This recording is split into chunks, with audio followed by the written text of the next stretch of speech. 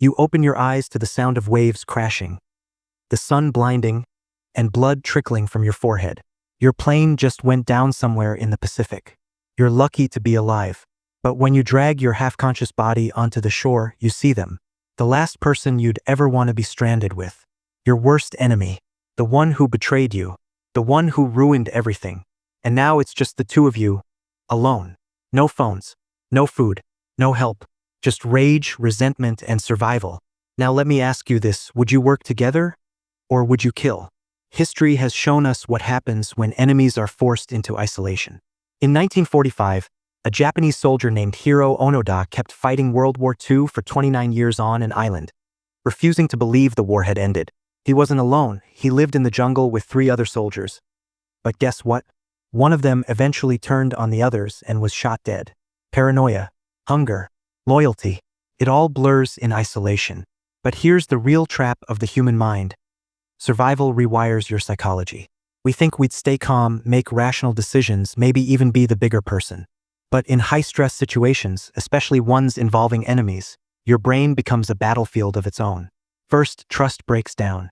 Even if your enemy extends a hand, your brain floods with cortisol, the stress hormone, urging you to retreat, prepare, attack.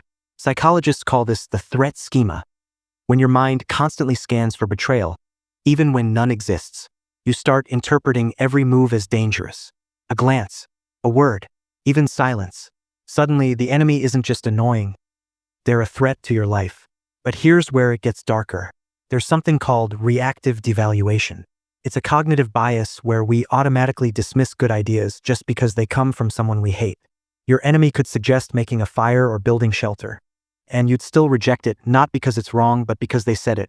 This is how people die. So imagine it's day 3. No food, no clean water. Your lips are cracked. Your body aches. You haven't slept.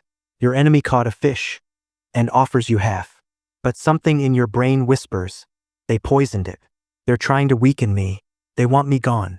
Now here's the twist.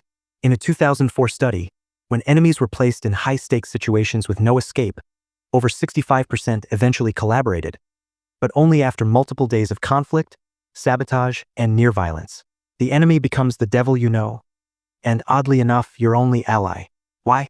Because isolation rewires your social needs. Humans are pack animals. Without companionship, our brain deteriorates. Hallucinations, paranoia, despair. Even with an enemy, the brain starts to cling to interaction. Conversations with someone you hate become better than silence with no one. But not everyone chooses cooperation. Let's go darker. In 1972, a group of Uruguayan rugby players crashed in the Andes. They were all friends, teammates, brothers. But even they descended into violence and cannibalism to survive. Now imagine that dynamic with someone you already hate. You know their weaknesses, their fears. You remember what they did to you. And suddenly, no laws, no cameras, no consequences. At Mind Trap Animation, we dive into these psychological war zones of the mind, where logic meets madness. So if you've made it this far, you clearly love exploring the darker corners of human nature. Like, subscribe, and let us know in the comments. Would you work with your enemy? Or wait for the perfect moment to strike? Back to the island. It's day 7. A storm is coming. You've built a crude shelter together. You've shared food, maybe even laughed once. But then they say something, a joke that cuts too deep. A reminder of everything they did.